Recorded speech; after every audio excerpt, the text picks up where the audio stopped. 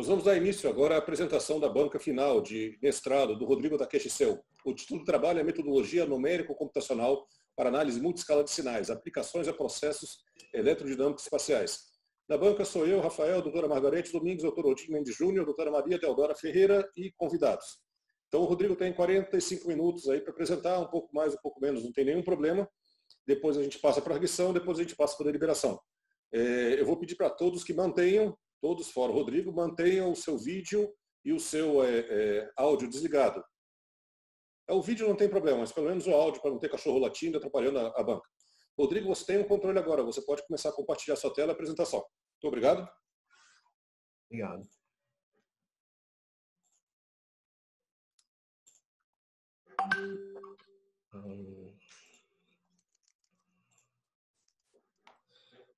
Bom dia, eu sou o Rodrigo Takeshi Seu, eu sou graduado em Tecnologia em Banco de Dados e é um prazer ter vocês na minha defesa de dissertação de mestrado em Computação Aplicada.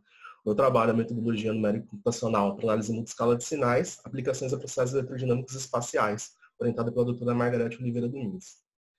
Eu vou iniciar pelo sumário, eu vou iniciar com a motivação e os objetivos, falar brevemente sobre o contexto e os dados, a metodologia integrada de análise, com a transformada wavelet contínua, transformada wavelet discreta, métricas de similaridade, resultados das aplicações e, por fim, as conclusões. A motivação é dada pela atual e crescente necessidade das ciências espaciais de disporem de metodologias mais robustas e técnicas integradas para análise e interpretação de dados. Esse contexto gera um desafio de estruturar técnicas de análise multiscala e de acompanhamento de dinâmicas físicas. Então, com isso, define-se os objetivos. O objetivo geral é dispor de metodologia de análise multiscala, abordagem que auxilia na caracterização dos sinais, explicitando as assinaturas de processos e eventuais estruturas físicas implícitas e a determinação de similaridade de informações. Como objetivos específicos, analisar as características físicas e multiscala dos dados coletados, estruturar os dados no contexto de suavização e decomposição multiscala e avaliar as características globais de sinais por meio de métricas de similaridade. Passando para o contexto, utilizo essa imagem para exemplificar um contexto, né? Nela a gente tem o Sol com uma estrela, ela passa por diversas perturbações em seu núcleo. Essas perturbações fazem com que partículas se despreendam e viajem pelo meio interplanetário. Usando a Terra como um astro para exemplificar, então essas partículas interagindo com o campo magnético, ela gera um entorno desse astro rico em diversos fenômenos que ocorrem em diversas escalas de tempo e espaço, né? E aqui, para exemplificar os dados, a gente tem alguns satélites coletando esses dados e um modelo numérico matemático fazendo uma simulação de todo esse ambiente. Então, com isso, define-se o esquema de dados utilizados no trabalho. A gente tem dados de satélites, que são condições iniciais, inputs para o modelo. Esse modelo vão gerar dados para serem analisados em conjunto com outros dados de satélites. E todos esses dados coletados, eles contêm processos físicos que vão definir o comportamento dos nossos dados classificadores. Então, passando por uma visão conceitual do modelo, né, a gente está utilizando o modelo magnetodinâmico, que vai ser o modelo gerador de dados. O caso geral seria o modelo ideal, que ele consegue conservar algumas medidas básicas, né, como massa, momento, energia, helicidade, topologia das linhas do campo magnético. Adicionando um termo resistivo nessas equações do modelo, a gente começa a associar um efeito dissipativo sobre o campo magnético do plasma, permitindo a ocorrência de reconexões magnéticas. Adicionando um termo de Hall, passa a se representar o afastamento do centro de cargas, podendo lidar com oscilações de mais alta frequência. Aqui exemplificando um modelo com esse plasma solar como entrada, né, e todo esse ambiente simulado com as componentes cartesianas. Então, esse acoplamento estrela e astro é descrito na MHD por meio de equações diferenciais parciais, simulando a equação de Euler para fluidos e equações de Maxwell para eletromagnetismo. A primeira dela é a equação da continuidade, que ela simula o transporte de matéria durante a evolução temporal do plasma, a do momento, que é responsável pela evolução da velocidade do fluido, a da energia, a evolução da energia interna do plasma, e da indução, que é a evolução do campo magnético durante a evolução do plasma. O caso geral seria esses termos aqui na cor mais escura, né? Adicionando os termos resistivos em azul, a gente passa a ter um modelo MHD resistivo e em vermelho o de Hall. Então, os dados analisados no trabalho, dentro desse contexto de modelagem, são dados da missão da sonda Cassini, os componentes cartesianos do campo magnético de Titã, do dia 26 de dezembro de 2005. Aqui, para exemplificar, a gente tem a componente BY, foi extraído desse trabalho do MAR. Aqui está denominado MAG, mas são os dados observacionais, né? Outros dados utilizados são as medidas do meio interplanetário próximo à Terra, são obtidos no portal OmniWeb, da NASA. E aqui, para exemplificar esses dados, a gente tem os dados de temperatura, de velocidade, densidade, do módulo do campo magnético e dos componentes. Aqui estão alguns índices geomagnéticos também, que vão ser explicados no próximo slide. Então, essas variações do campo magnético terrestre são primordialmente influenciadas pelo plasma solar. E para caracterizar essas perturbações sem a necessidade de uma grande manipulação de dados, utilizam-se índices geomagnéticos. O primeiro deles é o AE, que é um índice auroral, né? Ele quantifica as atividades geomagnéticas na região auroral do planeta. E o índice assimétrico, que possibilita quantificar um efeito na corrente elétrica do entorno da Terra. E, aparentemente, esse índice ele tem uma relação de deposição de energia com a região auroral. Passando para a metodologia integrada de análises, o que se esperava dessa metodologia? Uma seleção de técnica que capturasse a dinâmica do sistema físico. Desta forma, fez-se a escolha de técnicas de análise multiscala e de dinâmicas de sinais. Então, desenvolveu uma metodologia que seja integradora nas análises efetuadas e constituísse uma abordagem que já permitisse um uso prático e que pudesse ser aplicada a casos reais. Então, o resumo seria basicamente a CWT, a DWT, as métricas, né, que é a Root Mean Square Error e a distância euclidiana, e a DTW. Iniciando com a transformada wavelet contínua. Ela foi proposta por Morley para análise de dados geofísicos. E uma função analisadora, ela pode ser translada e dilatada em localização em tempo e escala, respeitando o princípio de incerteza de Heisenberg. E uma função wavelet analisadora ela deve cumprir basicamente duas condições. A primeira, a condição de admissibilidade, que garante a inversão dessa transformada. E a segunda, a condição de energia unitária. Essa função ela deve possuir energia 1, porque na operação de transformada ela não pode imputar e nem remover nada da função analisada, né? Então, para exemplificar uma função analisadora, a gente tem as wavelets de Morley, né? A formulação clássica é dada em vermelho, e a mais utilizada, e a formulação corrigida em azul. O que a gente consegue ver principalmente na diferença dessas duas formulações, né? Aqui a gente tem uma variação desse parâmetro ômega 0, então varia-se o shape dessas funções analisadoras, principalmente, né? E amplitude também em alguns locais. E o que isso significa? A formulação clássica, ela possui condição de admissibilidade a partir desse ômega 0 igual a 5. Então, com um valor de ômega 0 menor do que isso, ela computacionalmente ela deixa de ser uma função wavelet analisadora, né? Porque ela não cumpre a condição de admissibilidade. Já a formulação corrigida, ela passa a ter admissibilidade em todos os parâmetros, né? Então, a transformada wavelet de uma função, ela é dada basicamente por essa formulação, que é um sinal, um dado ft, f de t, multiplicado pelo conjugado de uma função wavelet variando em tempo e escala, com o fator de normalização, né, de 1 sobre a raiz da escala. E essa função ela se altera em A e tal, apresentando essas características de deslocamento temporal, dilatação e contração. Aqui, por exemplo, a gente tem a variação de escalas, então a gente vê essa função se dilatando, se contraindo na alteração dos parâmetros. E aqui ela translando no tempo, variando o parâmetro tal. Então, na transformada contínua, esses parâmetros de escala e deslocamento temporal, eles assumem valores contínuos. Os cálculos desses coeficientes wavelets, eles têm numericamente uma alta complexidade computacional, ela é uma transformada quadrática, né? E a escolha da função analisadora ela é feita de acordo com o contexto da análise, né? Nesse trabalho, utiliza-se a wavelet de Morley com parâmetro ômega 0 igual a 6, nos casos gerais, onde eu não estou citando o parâmetro, eu estou utilizando o ômega 0 igual a 6. Aqui tem uma figura dessa função com esse parâmetro, a parte real e complexa. Então, a primeira ferramenta de análise da CWT seria o escalograma. Ela basicamente apresenta as características tempo e escala dos sinais. E ela é obtida pelo módulo ao quadrado dos coeficientes wavelet.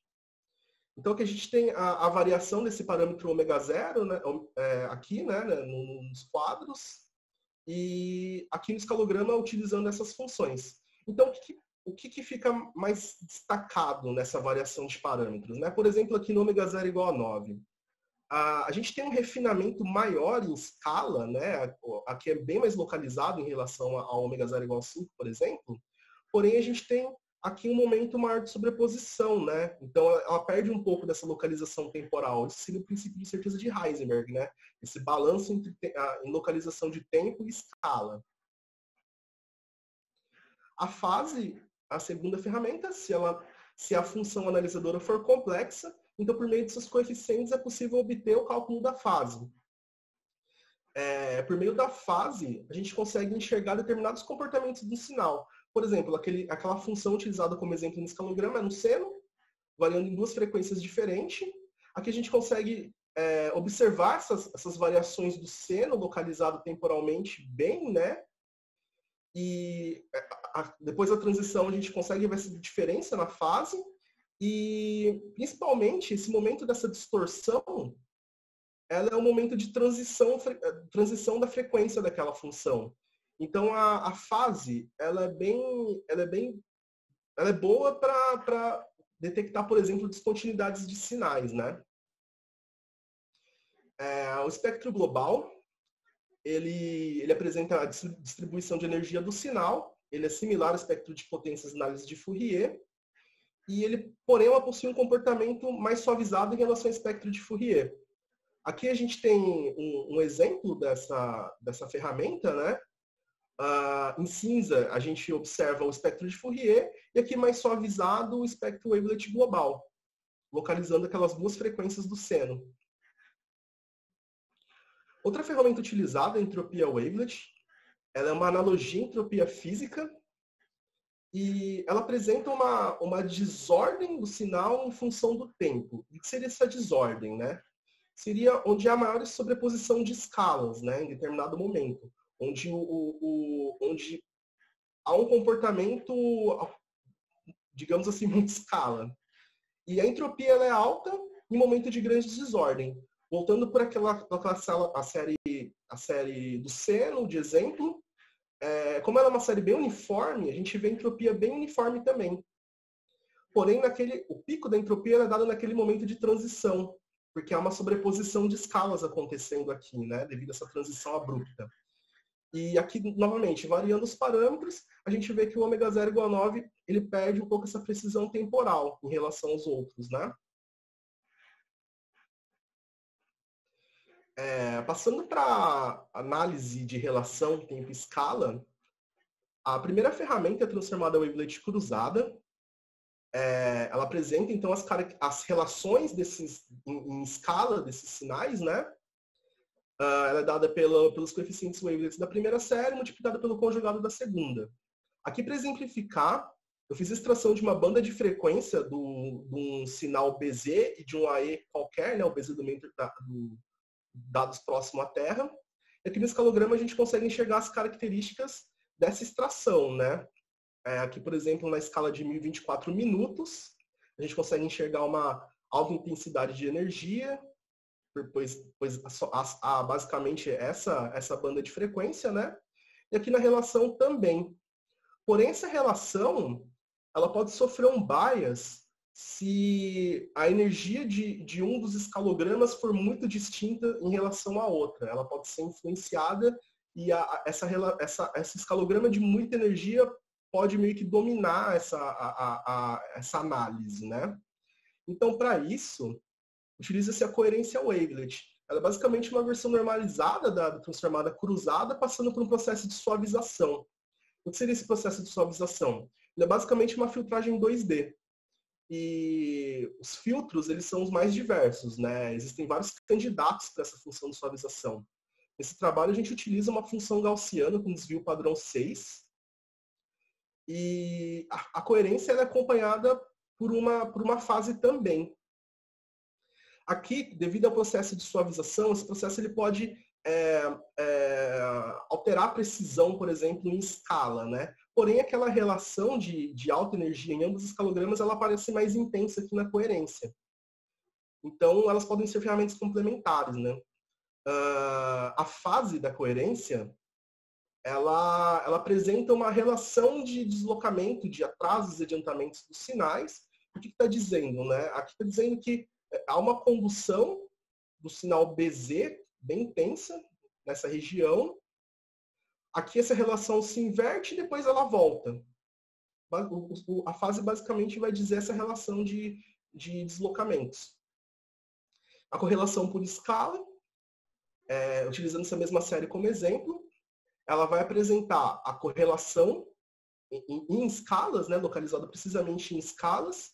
Ela varia de 1 a 0, como uma correlação normal. Aqui, por exemplo, a gente vai conseguir observar esse pico, né, em 1024, né? Aqui vai haver os outros picos, pois não há energia, né? Então, digamos que o interessante seria observar apenas esse pico e aqui na fase, ela também apresenta essa relação de atrasos e adiantamentos. E é possível observar que nessa escala específica, o sinal realmente estava em quadratura, ele não estava agindo de forma uniforme ambos, né, nessa escala.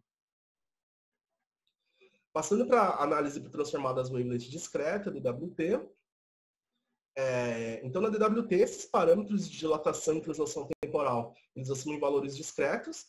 Usualmente considera-se A igual a 2 na J e B 2 na JK, em que J é denominado um nível de decomposição e K a posição dos coeficientes wavelets. No contexto da transformada discreta, os coeficientes são chamados de detalhes. Então, os detalhes são dados por essa formulação, que é bem similar à contínua, né? É um sinal sendo multiplicado por uma função variando em tempo e escala, com uma normalização de 2 na J. E a construção dessas funções wavelets no contexto da discreta é baseada numa ferramenta matemática denominada análise multiresolução. Essa ferramenta, ela define uma transformada wavelet rápida para DWT, baseada num banco de filtros que utiliza O de N operações. Então, ela é uma transformada bem mais rápida, né? Ela tem complexidade linear. Mas as transformadas utilizadas nesse trabalho, a primeira é decimada e a outra não decimada, que é a MODWT. A decimada, ela passa por um processo de downsampling nesses filtros, né?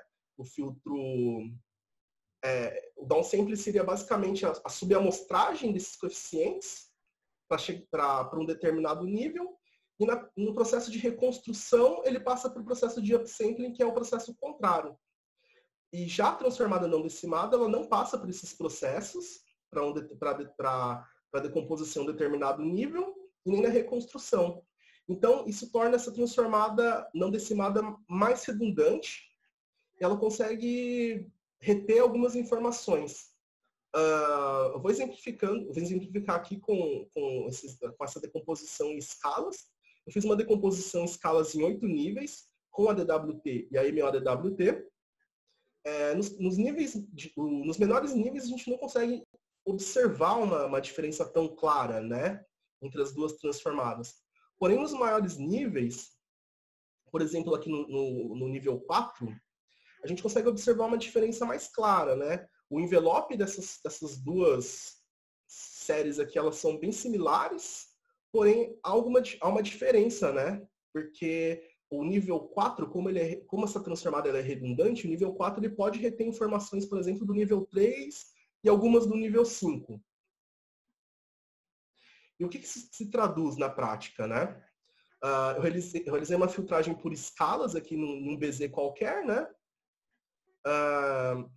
nessa filtragem, a filtragem com a DWT está em linha contínua e a MODWT tracejada.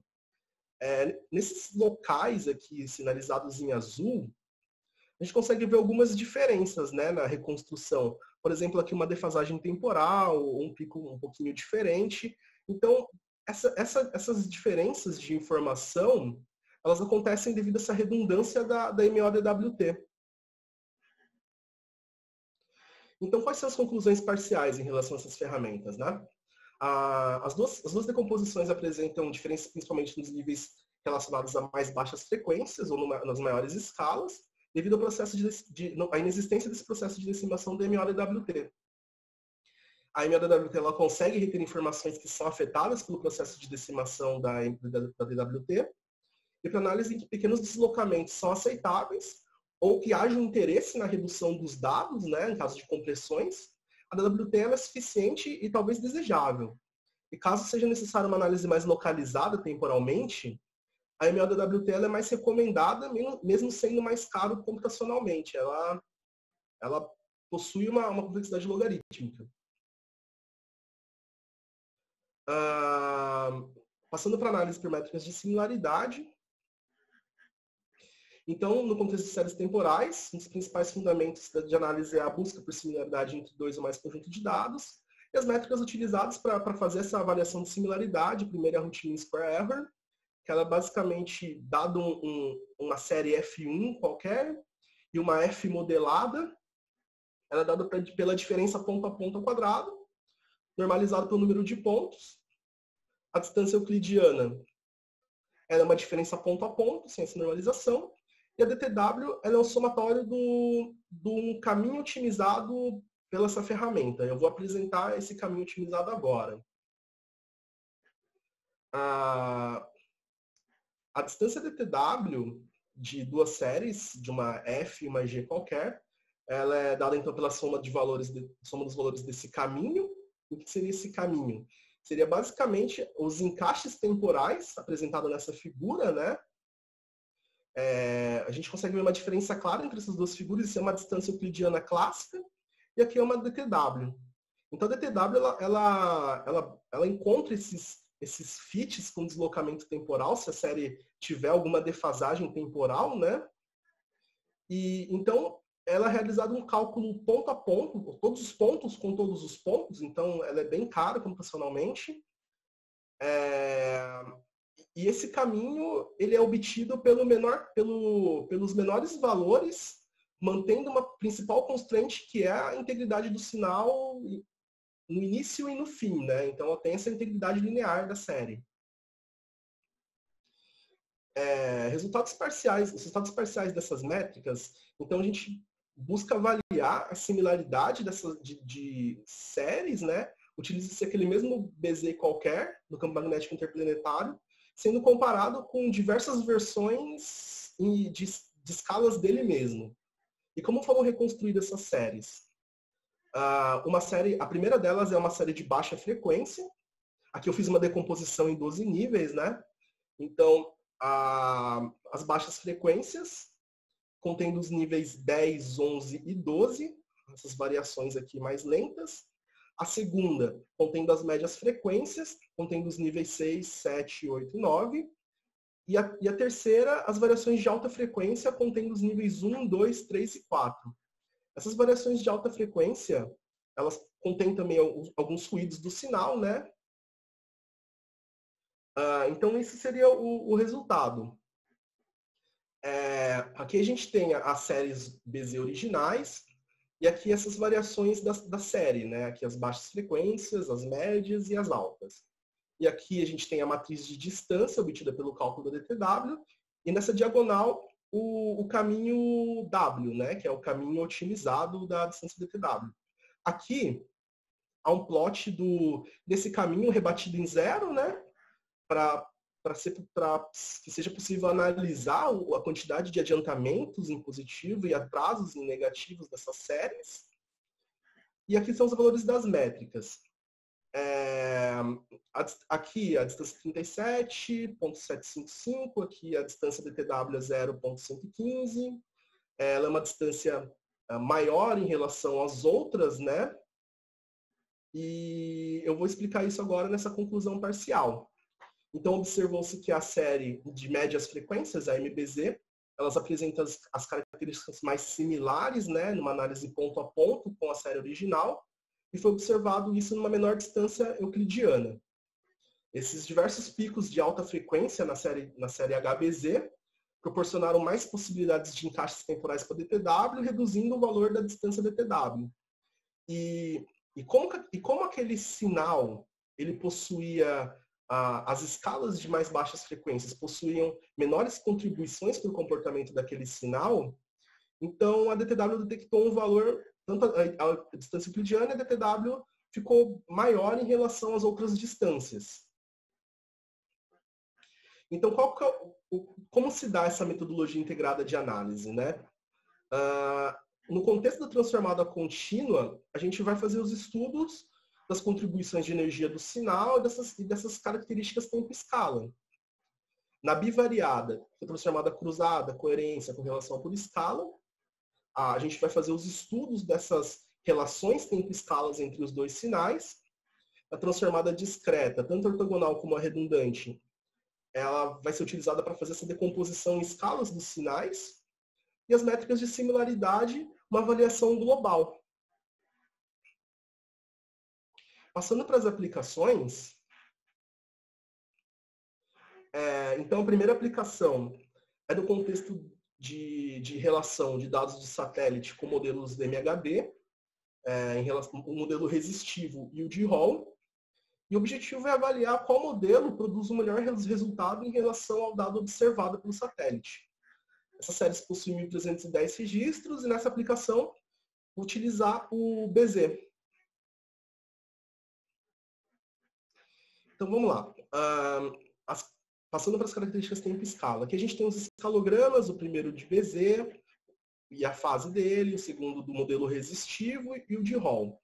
O que é possível observar nesse escalograma? É possível observar que há uma principal estrutura de energia acontecendo entre as escalas 0,5, 1, porém há toda uma estrutura de variação nas mais altas frequências, mostrando toda a complexidade de um dado observacional real, né?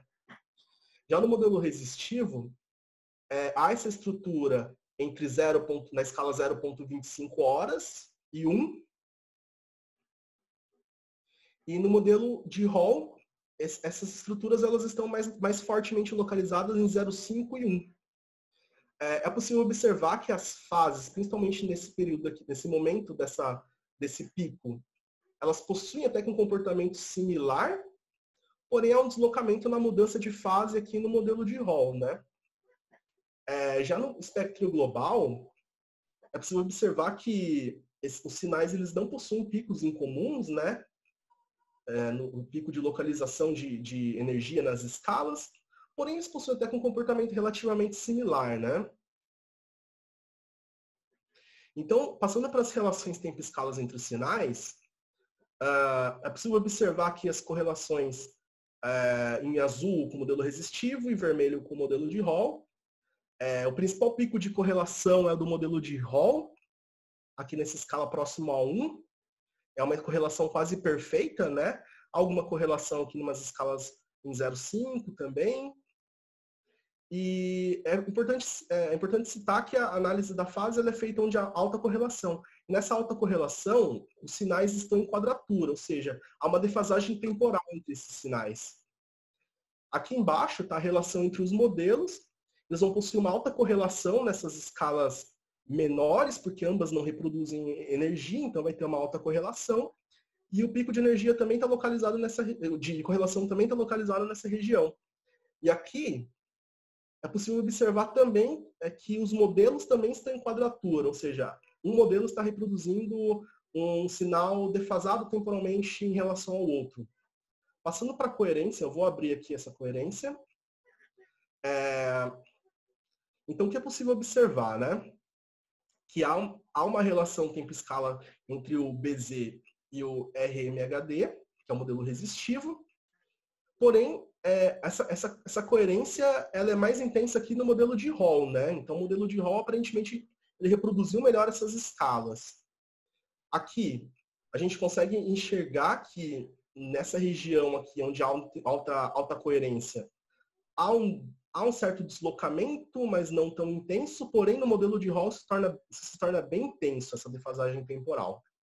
Na relação entre os modelos, é possível observar essa alta coerência nas escalas menores, e aqui também nessas escalas, né, nas escalas de variações mais lentas. E essa relação de quadratura também é apresentada aqui, então há uma defasagem temporal também entre os sinais. Fazendo a análise da entropia dos sinais, é possível observar que o dado observacional ele possui esses dois picos, né, nessa região aqui entre 18,5 horas, 19,5 horas, e os dados modelados eles são mais organizados nesse contexto de entropia, porém eles apresentam um pico também nessa região. Então eles estão basicamente bem localizados assim, globalmente, né, no tempo. Fazendo uma filtragem do dado observado apenas nas escalas onde os dados se correlacionam, é possível observar que há um comportamento bem similar, né, nessa curva. Um destaque para o modelo de Hall, que apresenta amplitudes maiores, né, mais próximas em relação ao dado observado. E as métricas de similaridade, aqui está o dado observacional, aqui são os dados do modelo resistivo, o modelo de Hall, a matriz e o caminho, né, onde a gente consegue enxergar essa série de deslocamentos temporais do DTW. Eu vou apresentar os valores dessas métricas no resumo agora, que basicamente as distâncias do cenário do dado observado com o modelo resistivo, as distâncias são maiores, o erro médio é maior também. Ou seja, globalmente, a série de Hall ela apresenta um valor, uma série mais similar ao dado observado. E essa relação de atrasos e adiantamentos também, né? Ou seja, na comparação com o modelo de Hall, foi necessário menos deslocamentos temporais para se obter um resultado melhor. Então, nas conclusões parciais, ambos os modelos conseguem reproduzir as maiores escalas do sinal observado, porém não há uma reprodução de escala nos menores. Por meio das métricas de similaridade, observa-se que o modelo de Hall consegue reproduzir um sinal mais similar em relação aos dados observados. Em relação aos deslocamentos temporais, ele fica que ambos os modelos não estão retratando adequadamente a precisão temporal, né, das medidas coletadas do satélite.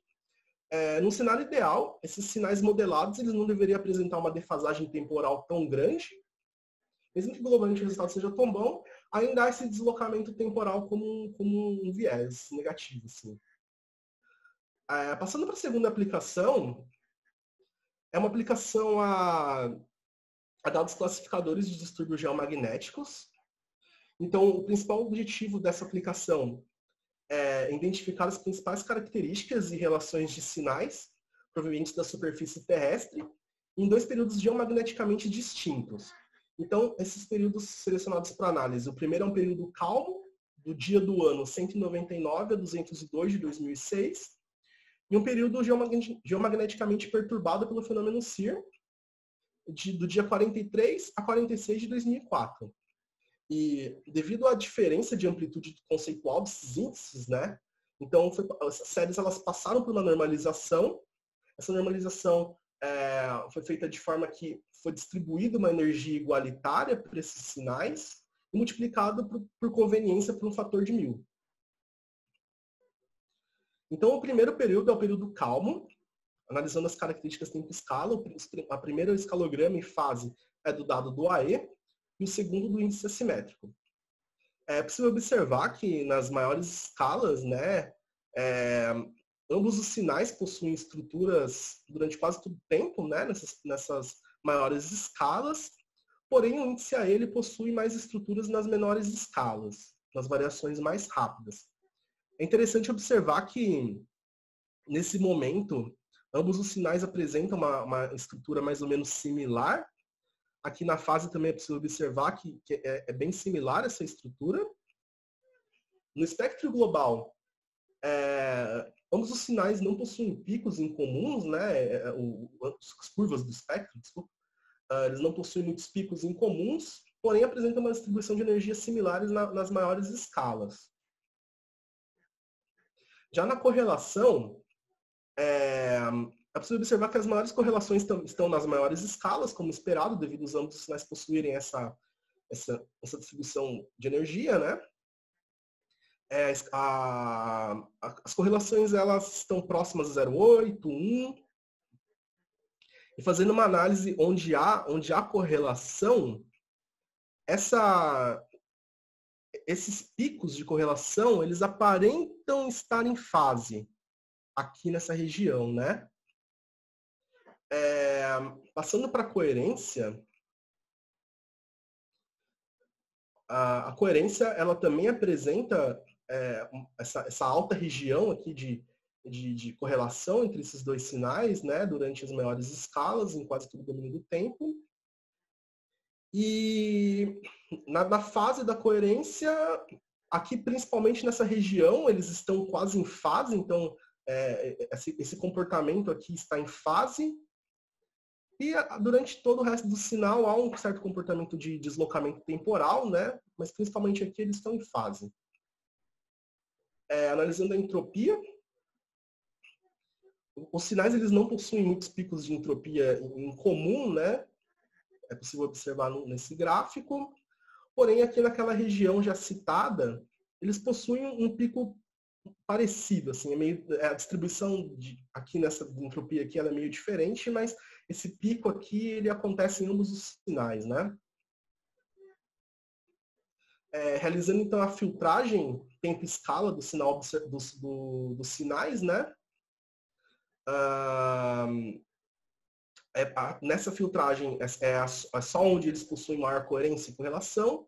É possível observar que realmente não há muitos picos incomuns acontecendo, picos e vales, né? Eles estão bem deslocados temporalmente. E aqui, aplicando a DTW nele, é possível observar, nesses dois sinais, é possível observar que a distância obtida, ela passou por um grande momento de adiantamento do primeiro sinal em relação ao segundo, né? Amplitude aqui na casa dos 1000 a menos 1000, né? Nessa faixa de amplitude de deslocamento temporal. As métricas eu vou apresentar após a explicação do período perturbado, né? Aqui no período perturbado a gente tem o índice AE e o assimétrico também.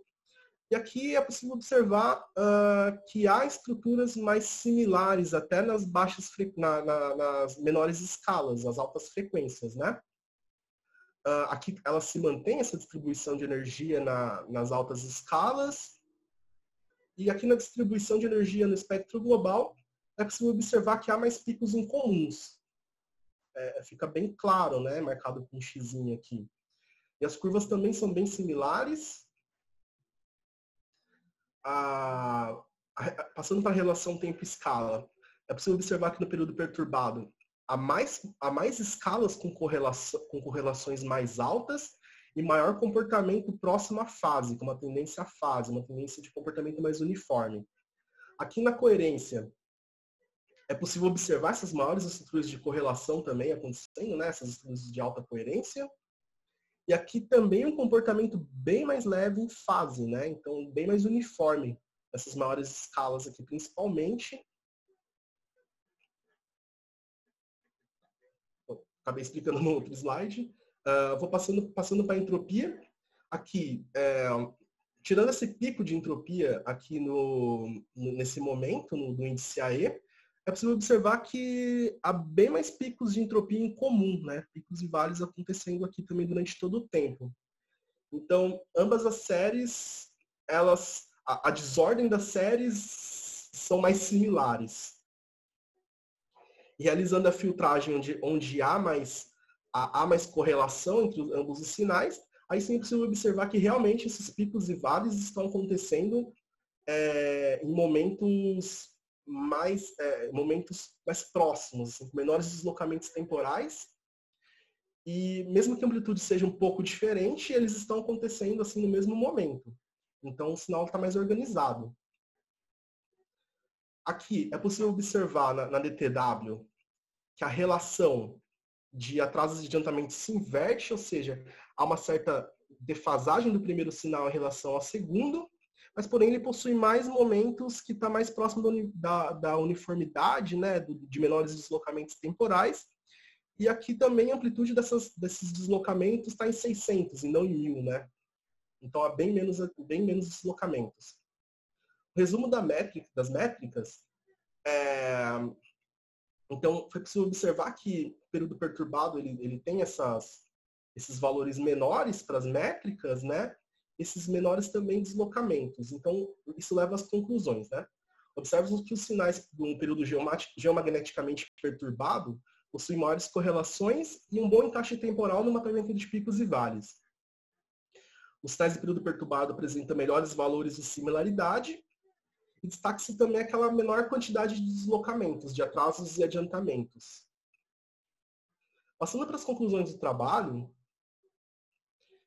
então se desenvolveu-se uma metodologia integrada de análise, explorando características de escala e da dinâmica física em sinais, e os principais aspectos da capacidade da ferramenta. A identificação dos principais aspectos tempo e escala dos sinais analisados, utilizando escalograma, espectro global e fase. Análise das relações tempo e escalas, utilizando a correlação por escala, a coerência wavelet e a diferença de fase na coerência. A decomposição dos sinais e reconstruções de escalas equiparáveis, utiliza-se a abordagem MEODWT para uma melhor precisão temporal. A quantificação das similaridades, utilizando a distância euclidiana, a root mean square error e a DTW, e análise da quantificação de distorções temporais dinâmicas entre séries, utilizando a técnica DTW. Então, validou-se essa metodologia de análise por meio de dados sintéticos e aplicações a casos reais. Os outros aspectos do trabalho, exploraram-se os potenciais de análise exploratória com a CWT e ferramentas, caracterizaram-se as principais diferenças entre a DWT e a MEODWT, observou-se a robustez da DTW para análise em diferentes tipos de sinais. Na análise dos dados do modelo MHD, foi possível ver que é possível gerar bons resultados globais com o modelo resistivo e de Hall, porém sem muita riqueza de detalhamento tempo e escala. E por último, na análise dos índices geomagnéticos, foi possível validar que a distinção de estruturas dos sinais, quando há uma injeção de energia mais organizada, por exemplo, quando há uma tempestade geomagnética por trás de ambos os sinais, eles se comportam de maneira mais uniforme. As perspectivas para trabalhos futuros, a implementação de um serviço web para análise de dados, sugere-se ampliação do escopo de estudos de diversas situações de modelagem, implementação de recursos computacionalmente inteligentes para identificação de similaridade em coeficientes wavelets, reconstruindo sinais equiparáveis sem interação humana. E é isso, muito obrigado. E acabou.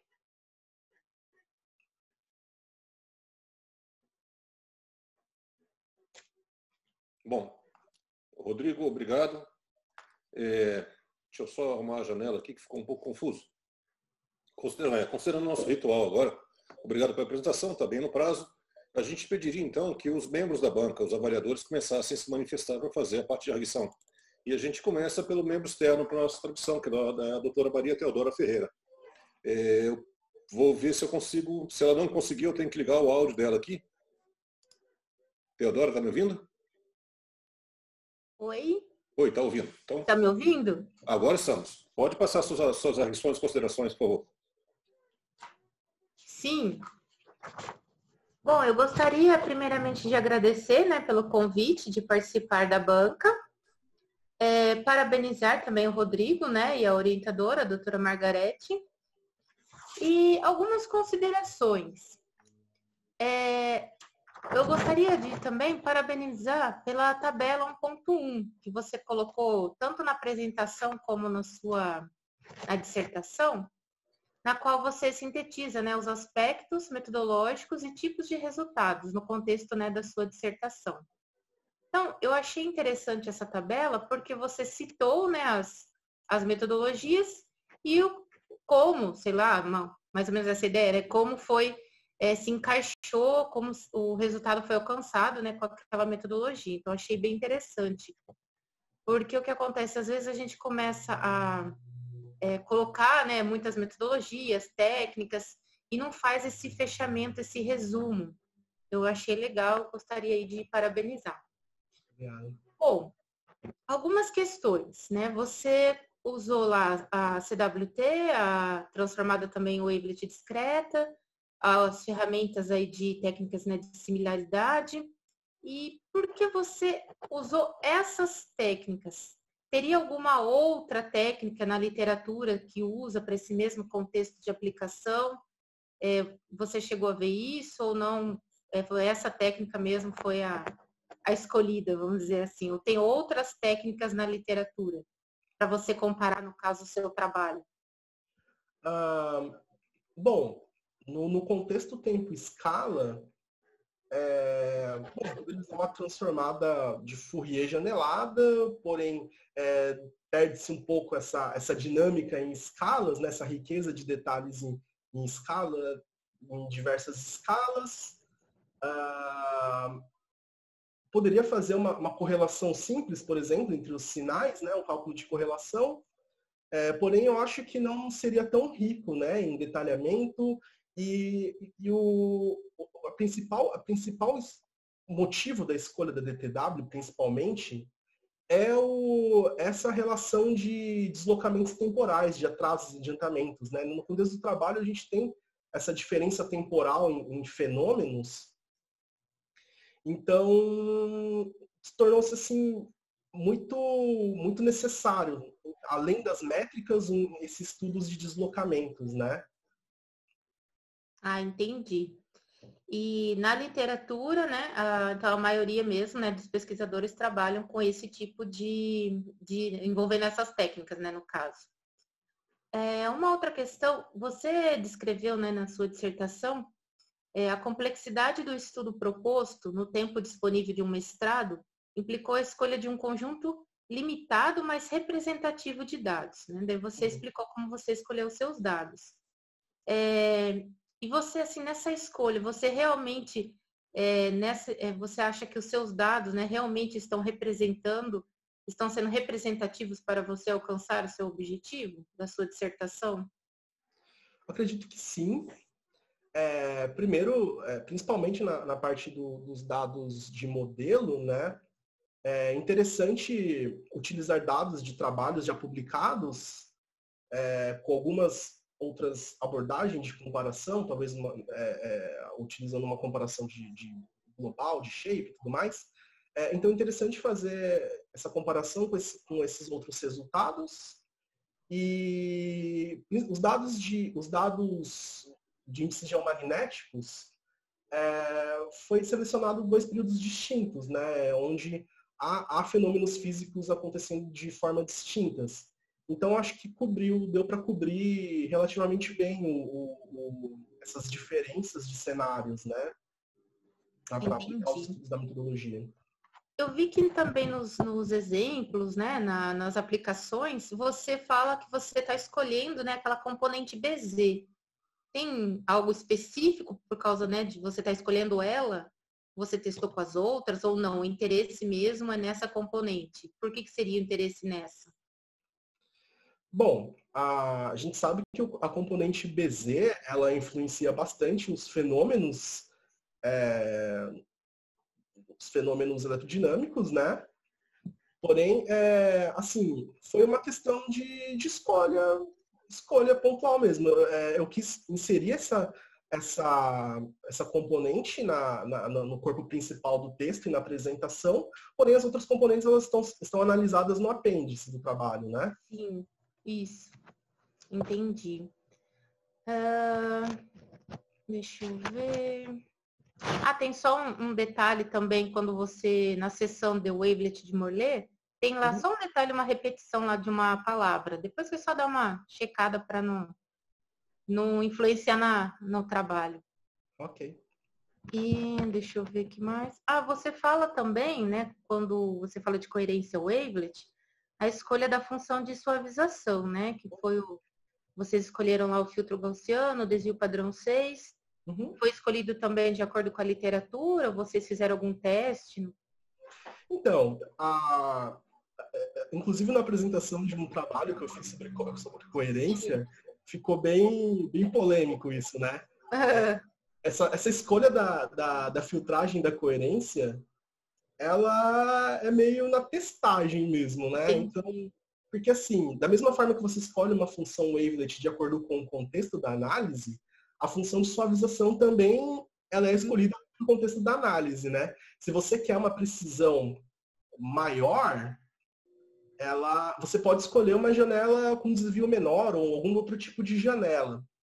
Porém, você pode acabar gerando algumas informações, alguns ruídos que passariam pelo processo de suavização pelo tamanho da janela, entendeu? Então, é realmente uma escolha que melhore o resultado, melhore a precisão do resultado para o contexto que a gente quer. Sim. Deixa eu ver. Tem também um espaço em branco que ficou numa página da dissertação. Depois você só dá uma olhada. Até fiquei meio confusa. Ficou um espaço em branco na página 46. Okay. Resultados dos testes de sensibilidade. É uma questão de espaço mesmo.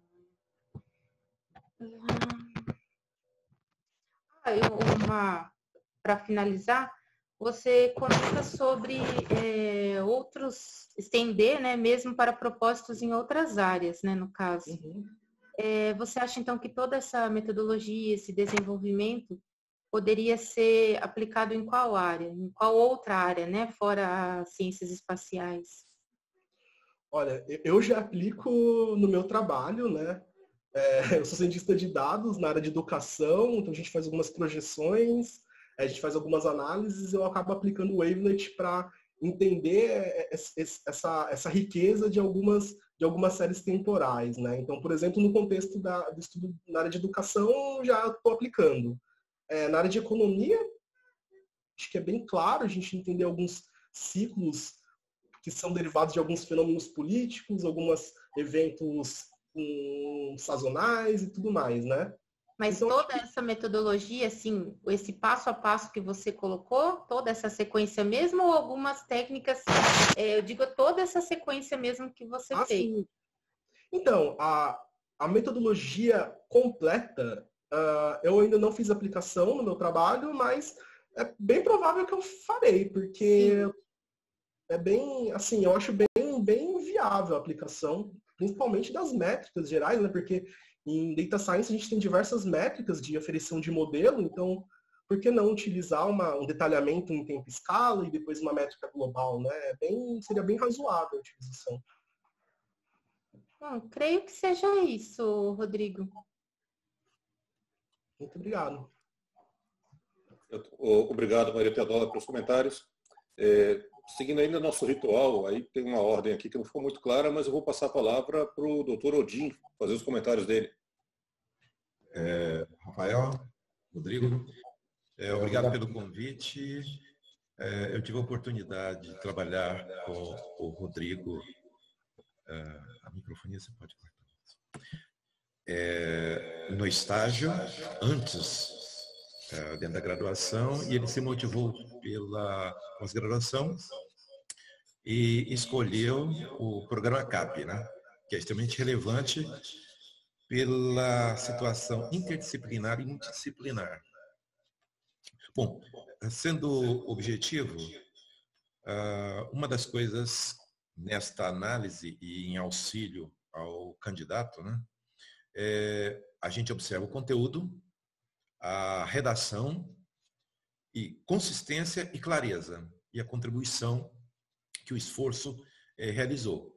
Pode ser mais inédito, menos inédito, enquanto conjunto de técnicas que ficaram entrosadas é uma contribuição que traz um ineditismo. Do ponto de vista da aplicação, que foi a verificação prática do esforço feito, né, do resultado do esforço feito, é muito significativo. A área espacial se beneficia muito com uma ferramentaria, né, bem montada desse tipo. Durante a apresentação, e mesmo com respeito à dissertação, né, a parte escrita, Existem correções menores, gramaticais, não vou entrar em detalhes aqui, mas um corretor ortográfico que for passado no texto vai pegar, tá? No sentido geral, o texto está bem apresentado, está fluindo bem. Ficaram só esses pecadinhos. Só para ilustrar, na apresentação, por exemplo, onde está potenciais, tem um acento circunflexo, né, que não caberia. Só para ilustrar. Bom, como eu disse, constituiu-se uma ferramenta completa e robusta. Tá?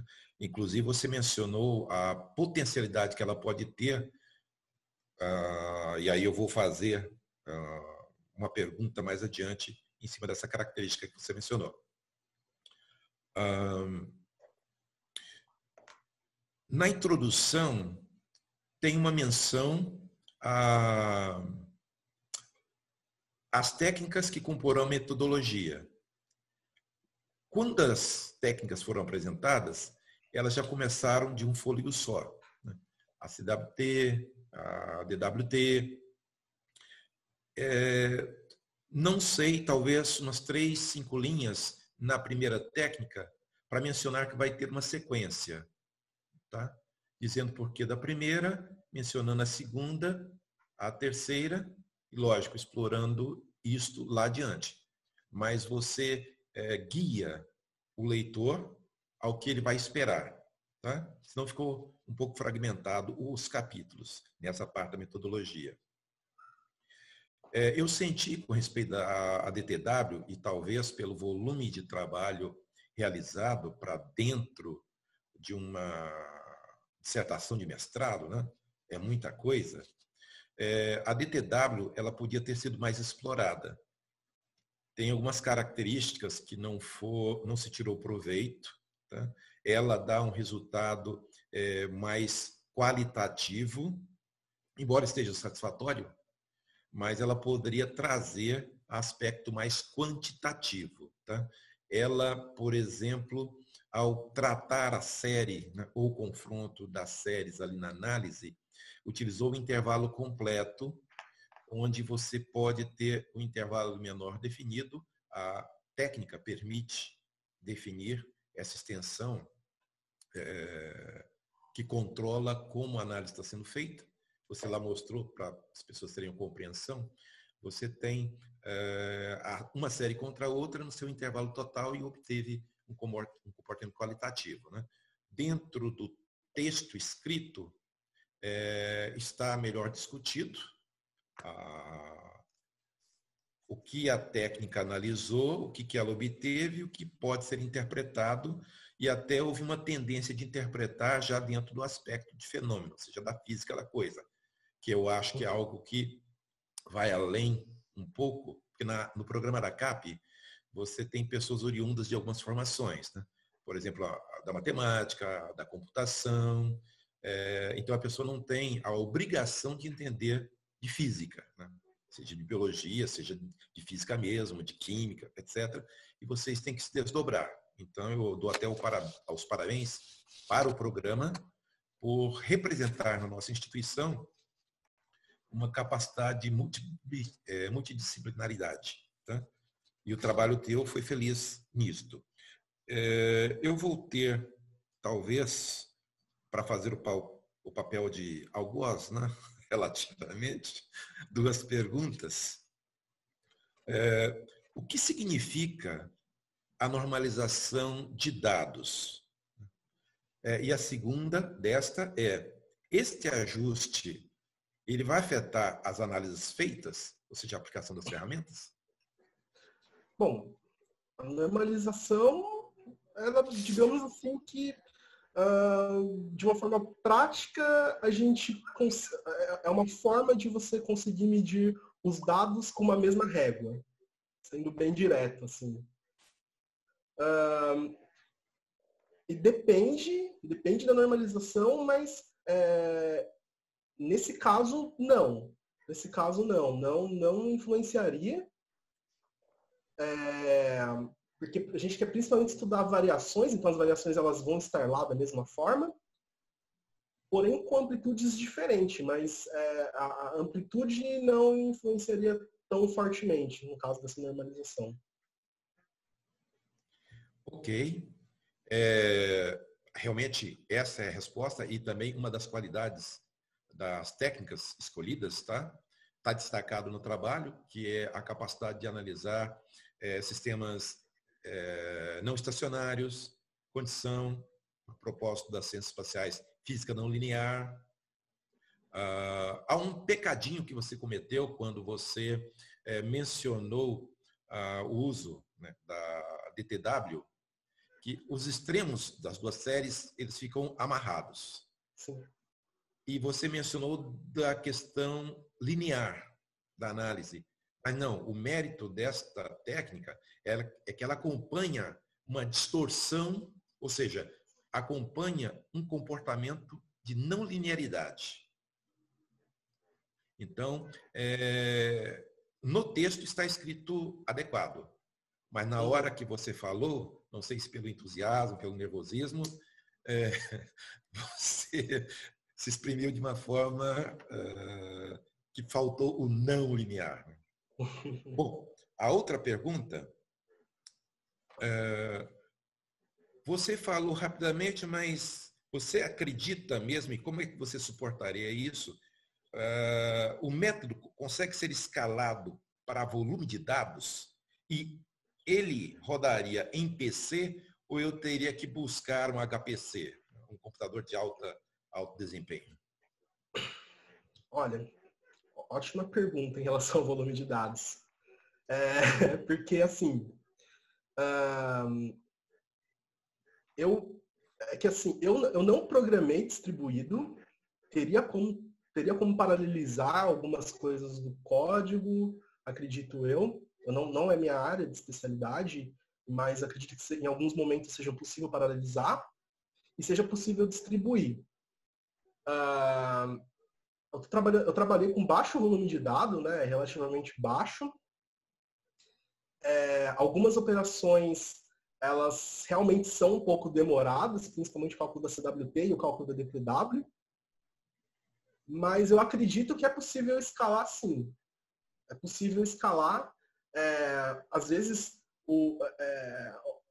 a agilidade do resultado, se ela não é primordial, acho que não haveria nenhum problema. Ok. É uma abordagem, né? Nesse caso, um pouco mais especulativa, porque abre campo de possibilidades. Não daria para ser feito dentro da dissertação, otimizações, até mesmo, por exemplo, é um recurso que pode ficar servido, né, por uma workstation, um servidor, onde usuários fariam a entrada, o input de séries que interessam a eles, e o método entregaria saídas, né, que poderiam ser muito úteis em diversas áreas. E, principalmente, se essa capacidade de multiprocessamento, né, o paralelismo, ficar explorado, são ferramentas, a Wavelet, por exemplo, com diferença a Fourier. Por exemplo, a Fourier, se você tiver uma lacuna nos dados, você capota o método. Você não tem capacidade de localização no instante que aconteceu. A técnica suportada em transformadas Wavelet, ela pode se servir destas propriedades, né? Então, o estudo feito, o trabalho de dissertação desenvolvido, ele realmente contribui para vários interesses dentro da área que vocês estão habituados, da computação científica, e principalmente pensando como um cliente interessado, que seria dentro das ciências espaciais, como a própria Maria Teodora mencionou, né? Tem mais clientes interessados, tem mais gente que bem gostaria de dispor desses recursos. Da minha parte, eu me dou satisfeito com a sua resposta, da leitura feita do texto. Tá? Parabéns você e a sua orientadora. Tá? E siga em frente. Obrigado. Obrigado, Odin, pelos comentários. Antes de passar a palavra à orientadora, que é sempre a última pessoa a falar, apesar de a gente abrir também para os membros externos, eu vou passar a palavra para mim mesmo. agradecer o convite, agradecer a oportunidade. O Rodrigo estava meio sumido aí um tempo, mas agora está todo mundo sumido, então, sei lá, equalizou a coisa, né? Agradecer a oportunidade e, na verdade, eu tinha 3 perguntas, mas aí a Maria Teodora já comentou sobre uma, eu vou voltar a ela só superficialmente.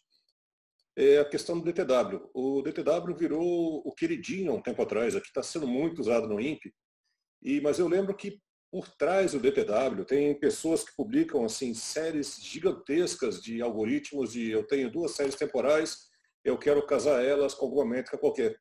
E o DTW sempre me incomodou um pouquinho, porque ele é cego, ele não tem absolutamente nenhum contexto. Você tem 2 séries, para dar uma ideia para o pessoal que não é da área de computação, o DTW é um algoritmo bem robusto, é bem interessante, bem flexível. Mas se eu jogar para ele uma série de um eletrocardiograma, para ele está ótimo. Se for um sismógrafo, perfeito. Se for a série do Rodrigo, maravilha. Se for qualquer coisa, eu jogo para ele. Ele não tem um contexto, ele não tem essa adaptabilidade, que é o que a gente está começando a explorar aqui no INPE agora. Eu tenho reclamado, por exemplo, o pessoal, a ideia não foi minha, mas o pessoal do saneamento remoto está usando bastante agora o DTW com algumas guiazinhas baseadas em propriedades físicas de vegetação, por exemplo. Que aí faz sentido você empurrar ele um pouquinho para lá, puxar um pouquinho para cá, para usar a característica dele. Você chegou a considerar alguma possibilidade dessa ou usou o DTW como sendo o padrão para essas coisas?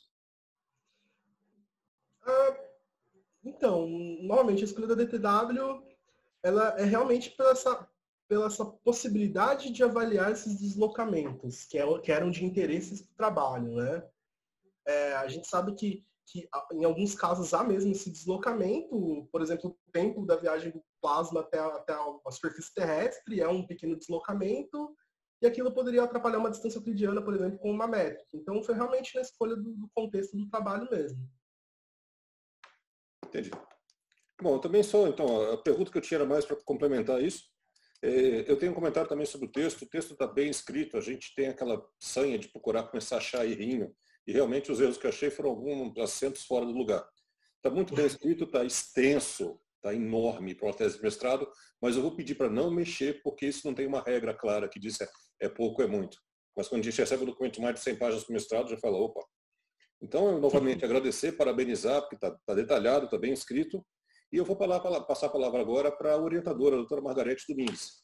Peço para ela se ligar o microfone e fazer os comentários dela. Obrigado, Rafael. Liguei o vídeo. Deixa eu só tentar colocar o meu som. Ok. Tá ouvindo? Estamos ouvindo você. Sim. Ok. Então, primeiro eu gostaria de agradecer a vocês, membros da banca, por situações bastante peculiares, né? Primeiro, pela contribuição de vocês 3, que eu acho que é muito importante. Eu acho que o Rodrigo vai ouvir, vai ver o que vocês apontarem no texto para ele corrigir. Ele vai assumir isso aí como fazendo realmente o melhor dele para o texto ficar de uma forma publicável. Depois eu gostaria de agradecer a Maria pelas contribuições e por ela ter aceitado. A Maria também tem uma participação interessante nesse DTW, porque uma das técnicas que ela trabalhou, que eu acredito que na literatura ainda não está se juntando muito essas técnicas, mas ela é muito parecida, que é o recorrente plot. O recorrente plot na área de sistema dinâmico é muito ligado ao DTW. Então, o Rodrigo não explorou isso, por questões até de tempo, mas isso é uma área que eu acredito que a gente possa vir a trabalhar.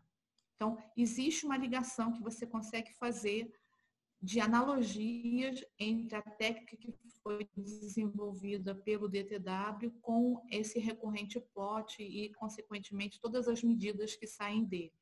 Então, eu acho que essas ideias que você está colocando, Rafael, podem ser muito interessantes nesse contexto. Eu acho que abre aí uma série de possibilidades de trabalho. A outra pessoa também gostaria de agradecer a você, Rafael, por todo esse trabalho de estar colocando isso online e estar dedicando tanto do seu tempo a isso, que é muito importante e eu acho que vai ser um trabalho que vai valorizar muito a CAP. E eu gostaria de agradecer ao Odin, porque apesar do Odin não estar aparecendo como co-orientador, ele realmente assumiu esse papel e trabalhou bastante ajudando o Rodrigo desde o início, desde quando ele foi orientador do Rodrigo lá na faculdade.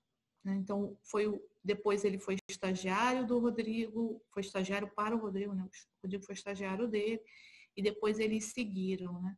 Então, essas aplicações também, toda essa parte de aplicações, o Odin ajudou bastante o Rodrigo. A gente usou a componente BZ porque fisicamente ela é a componente que mais interessa nesse tipo de análise.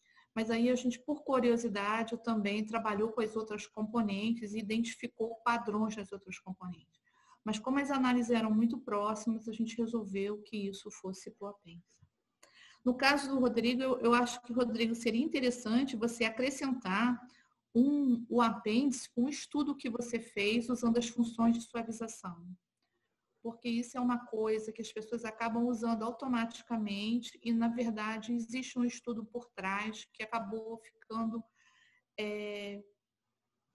apagado dentro da sua apresentação da tese. E eu acho que isso pode ser útil. Outra coisa é que várias vezes você, no seu texto, na sua apresentação, você falou da fase quando ela estava em menos π e π próximos, né, a menos π e π, como uma quadratura. E, na verdade, significa apenas que o sinal ele ficou em oposição de fase. Então, você tinha um sinal que ora estava crescendo, então o outro estava decrescendo. Então, havia uma oposição de fase. Né? Então, isso acabou passando na hora que você apresentou. Eu acho que o Rodrigo teve uma coragem muito grande de vir de um curso tecnólogo e vir trabalhar com uma pessoa na área de matemática aplicada. Então, além de fazer o curso em computação aplicada, trabalhar nessa área em que basicamente tudo foi novo para ele. Então, acho que isso é um mérito que o Rodrigo tem.